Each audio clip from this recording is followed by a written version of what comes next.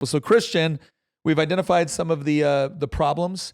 What are some solutions? What would His Imperial Majesty, the Generalissimo of America, Christian Hines, what would he do to fix our immigration problems and I just want to preserve clarify, America? if I actually got my way, I would not be king.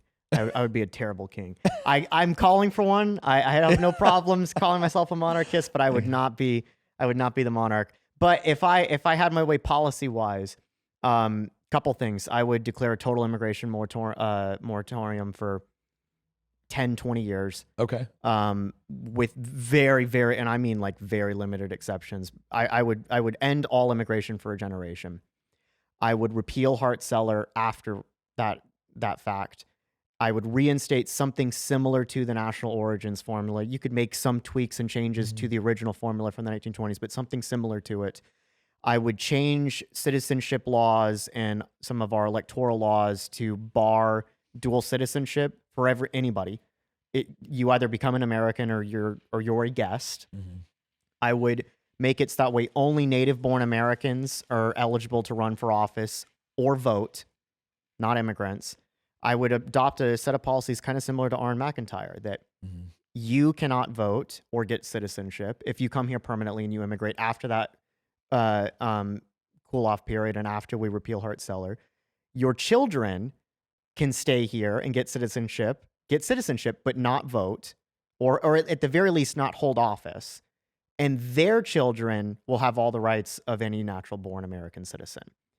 And that sounds extreme, but I don't think that it's, to some people, they say that sounds extreme, but I actually don't think that it's pretty extreme to say that, no, we want a limited franchise of Americans rather than an unlimited franchise of some sort of open society of anybody from the entire world coming here and radically changing the political or cultural structure of this country. If you have that, and that's what we have right now, just a complete open system, this country's going to cease to exist in its current form 50 or 100 years from now. Okay. Tina. I like some of what Christian is saying. And I can't believe he was saying it with Connor right here in the room, saying no more immigration while Connor's trying to immigrate. Anyway, okay.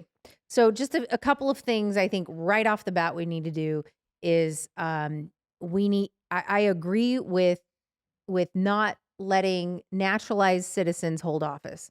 You need to at least be second generation here, born in the U.S.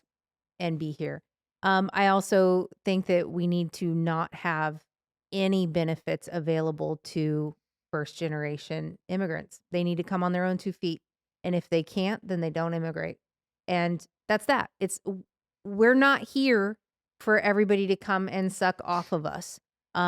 If you can come here and make your own way and provide a benefit to our country, great, you're welcome. So no benefits. And in fact, I'm really kind of becoming anti-benefit anyway.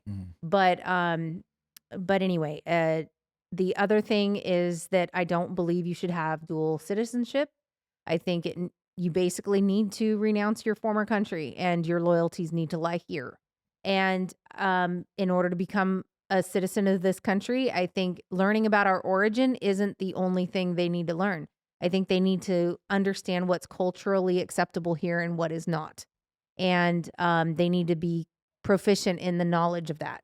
So how we deal with certain things in our country, they need to know. Because I don't want somebody moving here and being caught off guard and not realizing that they can't do certain things here, or that it's not okay to do certain things here. No, they should know that coming in. So I do like the idea of bringing your best and your brightest here. No benefits. So and I agree with Christian, I think, on the voting situation, but I'm not 100% on that. I do think there are some people that when they move here and start paying the taxes here, you've got skin in the game. But that also coincides with no benefits. So you're paying the taxes, so you get to vote, but no benefits. So I'll talk about what I agree with and some things that I would do a little bit differently. So I would not do an entire moratorium. I would cancel the benefits. I don't think benefits can be an enticement for immigration to the United States. Well, you should be coming to the United States for two reasons. You want to become an American and you appreciate the opportunities and the systems that we provide. You're not coming over here to be subversive. I believe that anybody that's coming over here on any sort of visa that engages in any sort of activity which could be considered, hostile to the United States. This is talking about overthrowing our government. This is talking about, engaging in the sort of like these like violent Palestinian rallies, the violent BLM rallies, automatic removal of your student visa, and you are now taken off the list of being able to immigrate to the United States. You can't work here, you can't study here, and you're not going to become a citizen here. Because if when you came as a guest, you treated our house this way, I'm never going to invite you back, and I'm certainly not going to give you residency in the house, right? So that's done. The other thing too is I think we need to, again, reinstate with tweaks this idea of country of origin, but I wouldn't put it so much on country. I would put it a little bit more on these ideas of what are the objective criteria from the country from which you came. So is the cultural institutions for which you have been raised in and believe in, are they conducive to the cultural institutions that you're now adopting, right? If not, we're going to have a much higher level of scrutiny for that.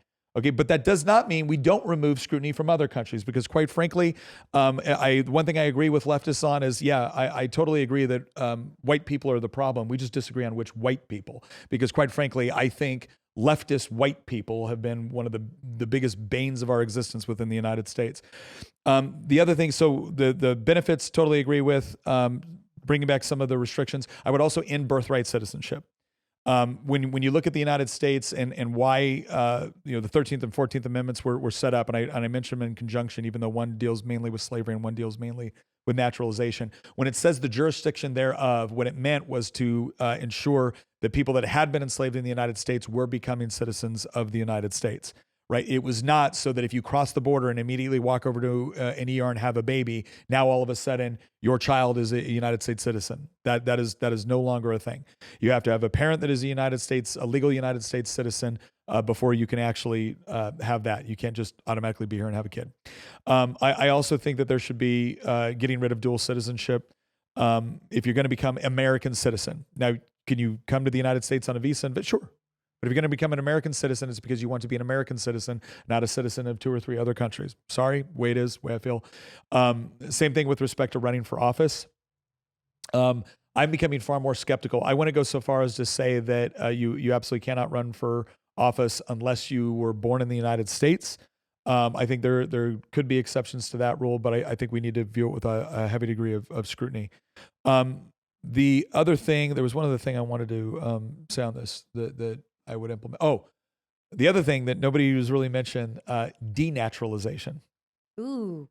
I like this. Hold on. I actually think we need to have a clearer process for what constitutes denaturalization. Yes. How I did think I one of the miss things that we one? need to take into account is that if it is later determined that you engage in fraud to become a United States citizen, Looking we at you, denaturalize Ilhan. We denaturalize you. All right. If you're openly advocating for the overthrow of the illegitimate overthrow, I'm not talking about I want a different president. I'm talking about the violent overthrow of the United States. You're denaturalized and we kick you out. I think we should be strongly considering other criteria as well that would qualify for denaturalization. And so these are some of the things that I would add in the buzz to fix the problem that we currently have. I wouldn't put an absolute moratorium on integration for the next 20 years, but I would reduce it significantly. I would vastly reduce it to almost nothing at this point, and we would have very, very strict criteria with respect to, again, why you're immigrating. And again, I think one of the best things that we could do is in federal welfare benefits for first generation immigrants. You get to come on your own steam. You get to prove that you want to contribute to the United States. There's other things that I would do for people that immigrate with respect to if you get over here and you fail to contribute. Well, Denaturalization. Well, in order to naturalize, you have to be contributing anyway under that program. Yeah. But there is another aspect. The whole getting your citizenship should not automatically mean, okay, now I don't have to contribute and I can just, I don't think there should be any federal welfare programs, period. But I definitely think it shouldn't apply for people that immigrant. And I would even extend elements of that to first generation immigrants, because it needs to be so ingrained in the process that you are coming here to contribute, not just take. And unfortunately, we've created a perverse incentive structure where coming and taking has become a primary motivator for coming to the United States. That's exploitation. Even student visas, right? Aren't a lot of the student visas not on their own steam either? I can't speak to that right Okay. now in this. So anyways, to give everyone kind of a final wrap up of what has gone on. Look, I think we've made the case. It's not that immigrants have not contributed to the United States. They certainly have.